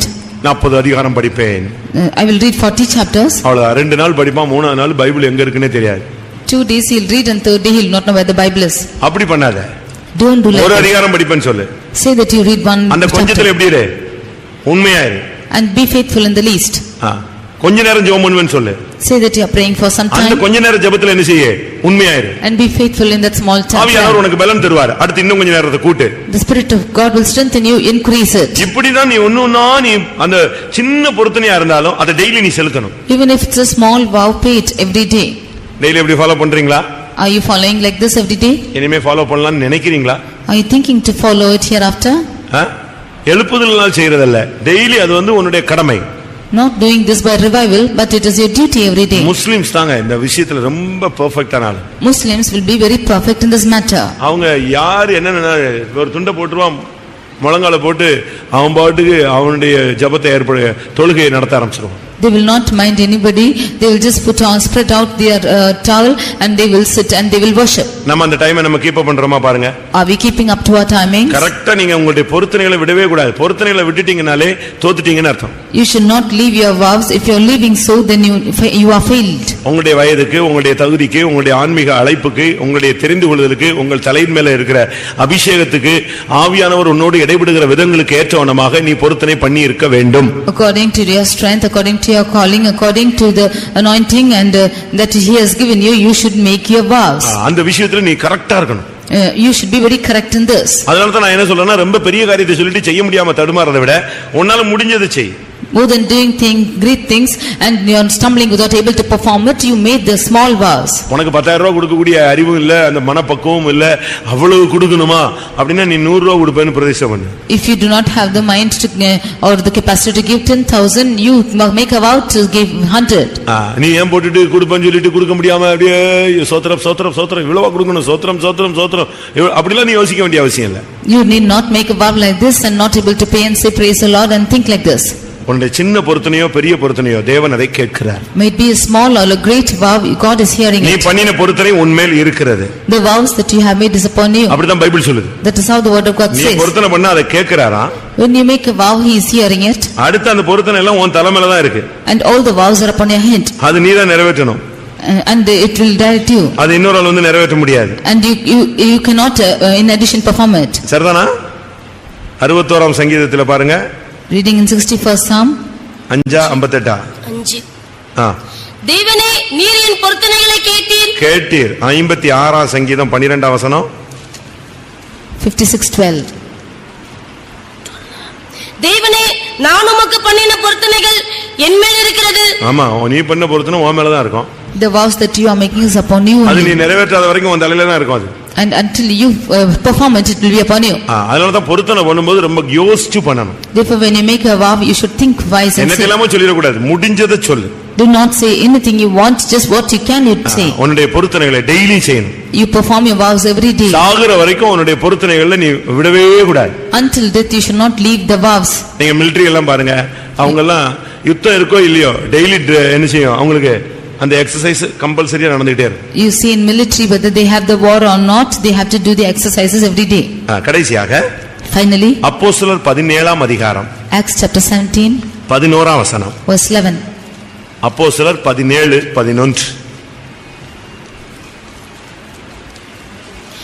அந்த பட்டணத்தார் மனோவாஞ்சையாய் வசனத்தை ஏற்றுக்கொண்டு காரியங்கள் இப்படி இருக்கிறதா என்று தினந்தோறும் வேத வாக்கியங்களை ஆராய்ந்து பார்த்ததினால் தெசலோனிக்கேயில் உள்ளவர்களை பார்க்கிலும் நற்குணசாலிகளாய் இருந்தார்கள். தினந்தோறும் வேத வாக்கியங்களை ஆராய்ந்து பார்த்தார்கள். They searched the scriptures daily. Daily அவங்க வந்து தினந்தோறும் அந்த வேத வசனங்களை ஆராய்ச்சி பண்ணிட்டே இருப்பான். இப்படியா அப்படின்னா அப்ப நம்ம கேரக்டர் மாத்தணும், அப்ப இது சரியில்லை, இதுல நம்ம மாத்திக்கணும். இப்படியே மாத்தி அவங்க ஆராய்ந்து பார்த்து கடைசியாக நற்குணசாலிகளாக மாறிவிட்டார்கள். Every day they kept searching the scriptures whether it is good or bad, and they searched their lives accordingly, and they became all good people. 3 அனுபவம் இருக்கு. There are 3 experiences. ஒன்று பைபிளை சும்மா வாசிப்பது. One thing is just reading the Bible. இரண்டாவது அந்த Bible வசனத்தை தியானம் பண்ணுவது. Nextly meditating on the word. மூன்றாவது அந்த வசனத்தை ஆராய்ந்து பார்ப்பது. And thirdly searching the scriptures. நெகேமியா 8:18 பார்க்கும் பொழுது Nehemiah 8:18 அந்த நியாயப்பிரமாண புத்தகம் தினந்தோறும் வாசிக்கப்பட்டது. That book of law was read every day. உனக்கு புரியுதோ புரியலையோ டெய்லி அதை வாசிச்சிரு. Whether you understand or not, read it every day. ஒரு லிமிட்டுக்கு பிறகு சங்கீதம் 1:2 சங்கீதம் 2ஆம் வசனத்தின்படி இரவும் பகலும் அதை தியானம் பண்ண ஆரம்பி. After a certain limit you have to meditate on these words as in Psalm 1:2. மூன்றாவது அப்போஸ்தலர் 17:11 தினந்தோறும் அதை ஆராய்ச்சி பண்ணு. And according to Acts 17:11 you have to search the scriptures every day. அப்பொழுது நீ நற்குணசாலியாய் மாறுவாய். Then shall you become more noble. அப்பொழுது நீ தேவனுடைய மகிமையை காண்பாய். You can then see the glory of God. அப்படிதான் சங்கீதத்தில் சொல்லி இருக்கிறது, வேத வசனங்களை ஆராய்ச்சி பண்ணும்படியாக உம்முடைய மகிமையை பார்க்கும்படியாக என்று அங்கே சொல்லப்பட்டிருக்கிறது. That is how in Psalm we see that it is written, I delight to see thy glory and search the scriptures. தேவனுடைய பிள்ளை தினமும் செய்ய வேண்டிய 8 பணிகள். There are 8 duties that a child of God should do daily. மாம்சத்திலே பாவத்துக்கு மரிப்பது. One thing in his flesh, dying daily. இரண்டாவது தினமும் சிலுவையை சுமப்பது. Secondly carrying the cross daily. மூன்றாவது தேவாலயத்தை தினமும் போய் பார்ப்பது, சந்திப்பது, தேவ சமூகத்தை போய் தரித்திருப்பது. Thirdly going to the temple of God and tarrying the presence of God daily. நான்காவது ஜெப வாழ்விலே தினமும் அபியாசப்படுத்துவது. Fourthly practicing the prayer every day. ஐந்தாவது தேவ சித்தத்தை அறிந்து செயல்படுத்துவது. Fifthly acknowledging the will of God and doing it. ஆறாவது சர்வாங்க தகன பலியாய் தினமும் தன்னை ஒப்புக்கொடுப்பது. Sixthly offering as a whole burnt offering every day. ஏழாவது தேவனிடத்திலே பண்ண பொருத்தனைகளை தினமும் நிறைவேற்றுவது. And seventhly performing the vows which he has made every day to the Lord. வேத வசனத்தை வாசிப்பது, தியானம் பண்ணுவது, அதை ஆராய்ச்சி பண்ணுவது. Eighthly reading the word, meditating and searching the scriptures. நம்ம இப்படி டெய்லி 8 காரியத்தை செஞ்சிட்டு இருக்கும்போது பிசாசு என்ன செய்யறேன் தெரியுமா? When we are doing all these 8 things every day, what does Satan do? தானியேல் இப்ப பிசாசு செய்யற 2 காரியத்தை சொல்லுகிறேன். I tell you of 2 things which Satan is doing. தானியேல் 1ஆம் அதிகாரம் 5ஆம் வசனம். Daniel 1st chapter verse 5. இந்த ராஜா என்ன பண்ணான் தெரியுமா? அந்நிய நேபுகாத்நேச்சார் பாபிலோனின் ராஜா டெய்லி இந்த ஜனத்துக்கு போஜனத்தை கொடுக்கிறது தான் அவனுடைய வேலை. Every day the duty of Nebuchadnezzar king of Babylon was to feed the people with food every day. ராஜா தான் உண்ணும் போஜனத்திலேயும் தான் குடிக்கும் திராட்சரசத்திலேயும் தினம் ஒரு பங்கை அவர்களுக்கு நியமித்து தினமும் ஒரு பங்கை நியமித்து இந்த சாத்ராக், மேஷாக், ஆபேத்நேகோ, தானியேல் இவங்களுக்கு கொடுத்து எப்படியாவது இவங்களை தீட்டுப்படுத்தணுங்கிறது அவனுடைய mind. It was in his mind to provide food every day to the Shadrach, Meshach and Abednego and defile them. அதுபோல like this. பிசாசு என்ன செய்றான் தெரியுமா? What does Satan do? இப்பிரபஞ்சத்தின் அதிபதி என்ன செய்றான் தெரியுமா? The one who is வானமண்டலங்களில் உள்ள பொல்லாத ஆவிகளுடைய சேனை என்ன செய்தது தெரியுமா? the host of evil daily நம்ம தீட்டுப்படுத்துறதுக்கு ஏதாவது ஒண்ணு செஞ்சுக்கிட்டே இருப்பான். every day is doing something to defile us. உன்னை கோபம் மூட்டுற மாதிரி, he is someone wanting to உன்னுடைய ஆசையை தூண்டுற மாதிரி, in order to increase your lust, உன்னுடைய இச்சைகளை தூண்டுற மாதிரி, in order to increase your desires, மனித மாம்சீக நேசங்களை கொண்டு வந்து and bringing in carnal affections, பணத்தின் மேல ஆசையை கொடுத்து, and making you lust after சரீர money, இச்சைகளை உனக்குள்ளே உண்டு பண்ணி, and increasing the lust of flesh, உன் எண்ணங்களை சிதறடித்து, and scratching your mind, போஜனத்தினால் உன்னை தீட்டுப்பட வைத்து, and by your meat making to defile, உன்னை கரை உள்ளவனாய் மாற்றும்படியாக இந்த ஆவி இன்னொரு விதத்துல போராடிட்டே இருக்கு. and he is making you defiled in another way. சண்டை போட வைப்பான். He is making you to quarrel, வாக்குவாதம் பேச he is வைப்பான். making you to நியாயம் பேச speak, வைப்பான். and he is making you to judge, குற்றஞ்சாட்ட வைப்பான். he is making you to accuse, கேள்வி கேட்க வைப்பான். he is making you to question. இதெல்லாம் நீ நினைக்கிறது பெரிய திறமைன்னு, இது திறமை இல்ல. அவன் உன்னை ஆபரேட் பண்றான்னு அர்த்தம். These are not your talents, but he is operating you. அவன் பாருங்க, தினமும் அந்த ராஜா தன்னுடைய சாப்பாட்டுல இருந்து ஒரு போர்ஷன் அனுப்பி அவங்களுக்கு கொடுன்னு சொல்றது. You see that king is giving him a daily provision of the king's meat and giving them. Daily உன்னை தீட்டுப்படுத்துறதுக்கு ஏதாவது வழி இருக்கான்னு அவன் ட்ரை பண்ணிட்டே இருக்கான். He is trying us to the ways that he can defile you every day. இந்த 4 பேர் மட்டும் தான் அதுல இருந்து தப்புனாங்க. மத்தவங்க எல்லாம் நல்லா சாப்பிட்டு கொழுத்து போய் தான் இருந்தாங்க. Only these 4 of them escaped to him, all the others ate well and went. உங்களுக்கு எத்தனை பேருக்கு இப்படிப்பட்ட பிசாசுடைய தாக்குதலை நீங்க ஃபீல் பண்றீங்க? How many of you are feeling the attack of Satan like this? இரண்டாவதாக, Secondly, நியாயாதிபதிகள் 16:16, Judges 16:16. அங்கே அந்த தெலீலால் அந்த சிம்சோனை தினம்தோறும் வேதனைப்படுத்தினார். We see that Delilah is troubling this Samson every day. இப்படி அவனை தினம் தினம் தன் வார்த்தைகளினாலே நெருக்கி அலட்டிக் கொண்டே இருந்ததினால் சாகத்தக்கதாய் அவனை ஆத்துமா விசனப்பட்டு. அவர்க சிம்சோன் எவ்வளவு பெரிய வல்லமையுள்ள ஆள் தெரியுமா? You know what a எவ்வளவு வல்லமையுள்ள ஒரு மனிதன். What a powerful man was Samson. வல்லமையான ஒரு மனிதனை டெய்லி போட்டு அந்த பெண்ணு தினந்தோறும் அவனை அலட்டிக்கிட்டே இருக்கிறது, பிரச்சனையை கிளப்பிக்கிட்டே இருக்கிறது. This girl is always bringing in problems every day and urging him like this. மனைவி மாதிரிலாம் தெலீலா மாதிரி மாறக்கூடாது. And all the wives should not be like Delilah. சில புருஷன் மாதிரி தெலீலா மாதிரி மாறிடுவாங்க. Some of the husbands are like Delilah. Daily ப்ராப்ளத்தை கிளப்பிட்டே இருப்பான். இப்படி செஞ்சா தப்பு, அப்படி செஞ்சா தப்பு, அது செஞ்சா தப்பு, இதை செஞ்சா தப்பு, ஒரே காரியத்தை டேப் ரிகார்ட் மாதிரி புலம்பிட்டே இருப்பாங்க. Every day they keep repeating, saying whether you do this or that you are wrong, and somehow they keep commenting on it. அவள் தினந்தோறும் அவனை அலட்டி அலட்டி அலட்டி அவனை போட்டு உருட்டி கடைசியில் அவன் சாகத்தக்கதாக ஆத்மாவில விசனப்பட்டு தாம் பிரதிஷ்டையை வெளியே சொல்லிட்டான். She pressed him daily with her words, and that his soul was vexed to death. He told her what his secret was. நம்மள யாராவது அப்படி ஆளு இருக்கா? Is there any person like that in us? இப்படிப்பட்ட ஆளை பார்த்தா சபையில ஒழிச்சிரணும் அந்த ஆளு. If there is such a person in the church, you should destroy them. இது ஒரு ஆவி, பிசாசுனுடைய ஆவி. This is a spirit of devil. தினம் அலட்டி கொண்டே இருக்கிற ஒரே மேட்டரை பேசி பேசி பேசி பேசி பேசி பேசி அப்படி யாராவது அந்த ஆவியா தெலீலா ஆவி யாருக்குள்ள இருக்கா?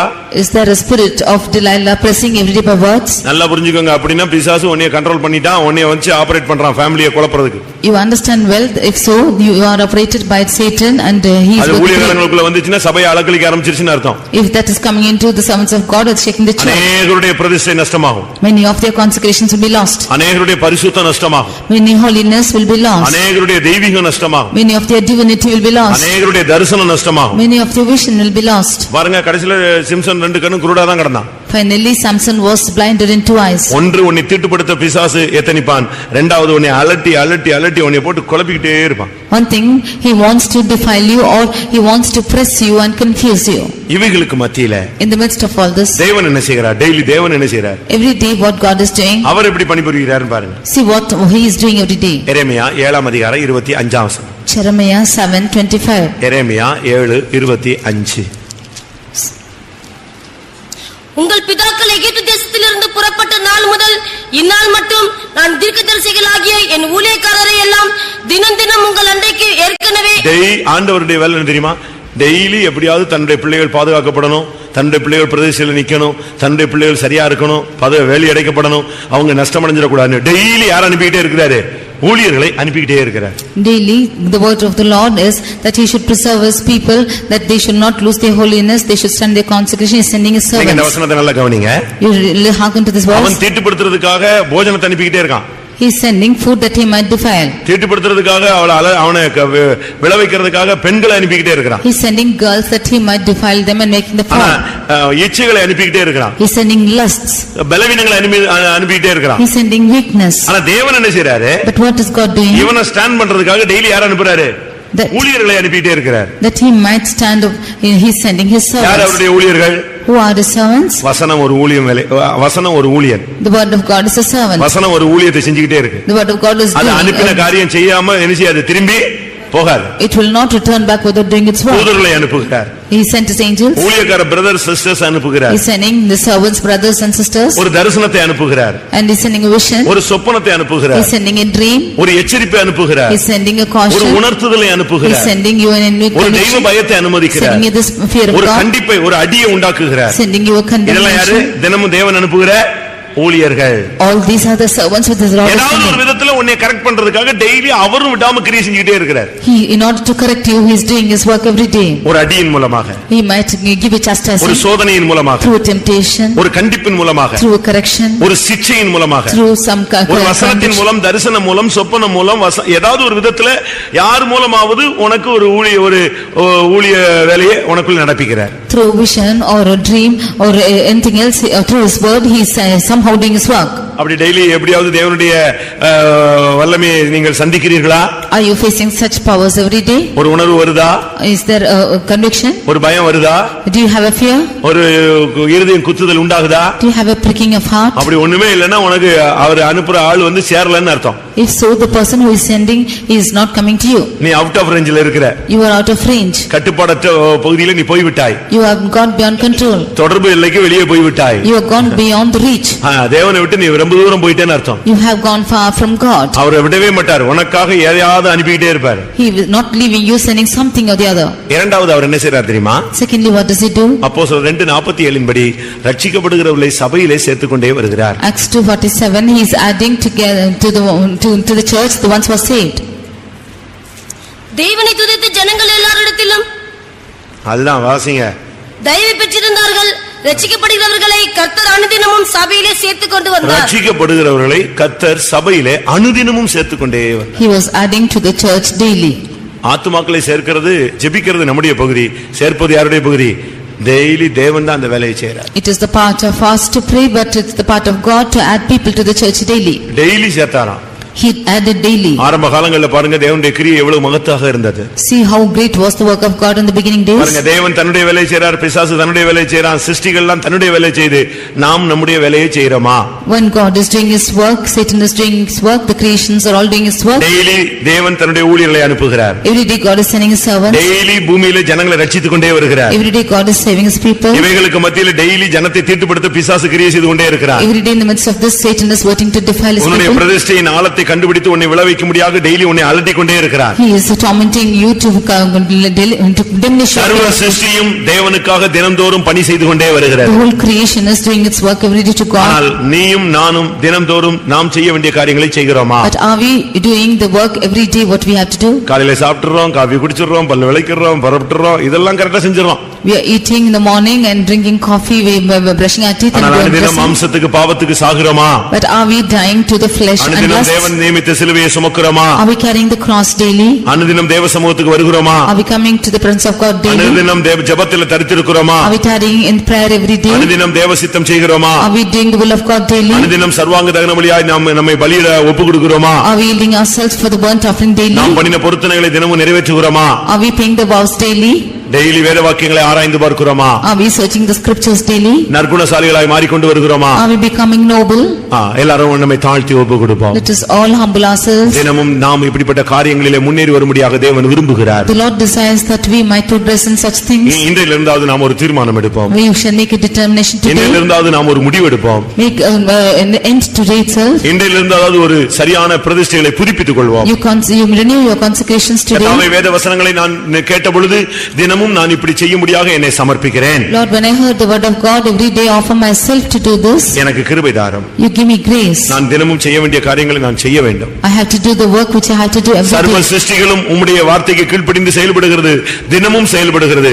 அதுபோல நானும் என்னுடைய ஓட்டம் முடிகிற வரை நான் தினமும் செய்ய வேண்டிய காரியங்களை நான் செய்ய வேண்டும். எனக்கு உதவி செய்யும். You grant me the grace to do the work every day as the whole creation is doing and fulfill my work even unto the end. நீர் தினந்தோறும் எனக்காக கிரியை செய்கிறீர். You are working for me every day. என்னை விலக்க முடியாத பிசாசு தினந்தோறும் போராடி கொண்டிருக்கிறார். And Satan is wanting to torment me every என்னை day. நிலைநிறுத்த முடியாத நீர் தினந்தோறும் கிரியை செய்கிறீர். You are wanting to make me stand every day. அதுபோல நானும் தினந்தோறும் உம்முடைய வழிகளிலே உண்மையாய் இருக்க எனக்கு உதவி செய்யும். Even so help me to be faithful in your works every அப்படி day. கேட்கிறவங்க கண்களை மூடி முழங்கால் படியிட்டு ஒரு நிமிஷம் ஜெபம் பண்ணுவோம். All those who are asking, so you close your eyes, kneel down and pray. பிசாசு கிரியை செய்து கொண்டிருக்கிற காலம், Satan is working these days. தேவன் வைராக்கியமாய் கிரியை செய்து கொண்டிருக்கிற காலம், And the Lord is with his zeal is சர்வ working. சிருஷ்டியின் கீழ்ப்படிந்து செயல்படக்கூடிய காலம். All the creation is subjecting to one. நாம் இந்த நாட்களிலே நம்மை தினந்தோறும் ஒப்பு கொடுப்போம். And we have to yield ourselves every day. அனுதினம் ஒப்பு கொடுப்போம். We yield ourselves every ஒவ்வொரு day. நாளும் தேவன் நம்மில் எதிர்பார்க்கிற கிரியைகளை செய்து முடிப்போம். We should do our works daily and finish the works which expects. அப்பொழுதுதான் நாம் மகிமையிலே அவரை சந்திக்க முடியும். Only we can meet him.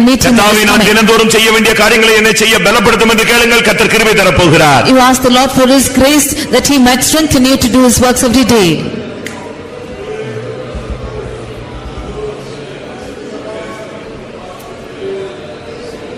Hallelujah, hallelujah, hallelujah, hallelujah. Praise you God, praise you God, praise you God, praise you God. Hallelujah, hallelujah, hallelujah, hallelujah, hallelujah, hallelujah. ஆமென். எத்தனை பேர் உணர்த்தப்படுகிறீர்கள்? தினந்தோறும் நான் செய்ய வேண்டிய காரியங்களை செய்யாமல் அசதியாக பலவீனத்துக்கு ஒப்பு கொடுத்து சூழ்நிலைகளுக்கும் காரணங்களுக்கும் பேசிக்கொண்டு நான் தினந்தோறும் தேவனிடத்தில் செய்து கொண்ட பொருத்தனைகளை நான் நிறைவேற்றவில்லை என்று எத்தனை பேர் ஃபீல் பண்றீங்க? உணர்த்தப்படுவது நல்லது, அதை செயல்படுத்துவது அதைவிட நல்லது. கர்த்தர் உங்களுக்கு இப்ப கிருபை தருவார். சோர்ந்து போகாதிருங்கள். ஹல்லேலூயா. இனிமேலும் நான் இன்றைக்கு வேத வசனத்தின்படி இந்த 8 காரியங்களை நான் தினந்தோறும் பயிற்சி செய்வேன் என்று சொல்லி ஒப்பு கொடுங்கள். கர்த்தர் அதுக்குரிய கிருபையினால் உங்களை நிரப்பி அனுப்பட்டும். ஹல்லேலூயா, ஹல்லேலூயா. கர்த்தர் உங்கள் துருத்தியை நிரப்பட்டும். புதிய கிருபையினால் வல்லமையினால் நிரப்பட்டும். ரகதனி மெஹரபா திதா கதா உஷனாம் துதா பாலாகத்.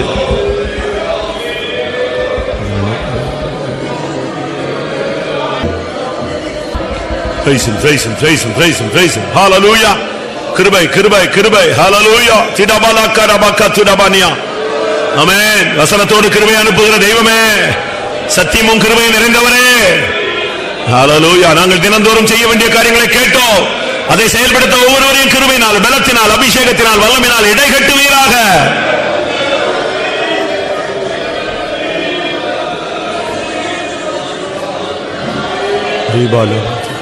ஆம். கர்த்தருடைய சமூகத்துக்காய் ஸ்தோத்திரம் பண்ணுவோம். தினந்தோறும் நாம் செயல்படுத்த வேண்டிய காரியங்களை தேவன் நமக்கு போதித்தபடினால ஸ்தோத்திரம் பண்ணுவோம். அதை பயிற்சி வைக்க கிருபை தரும்படியாய் ஸ்தோத்திரம் பண்ணுவோம். ஸ்தோத்திரம், ஸ்தோத்திரம், ஸ்தோத்திரம், ஸ்தோத்திரம்.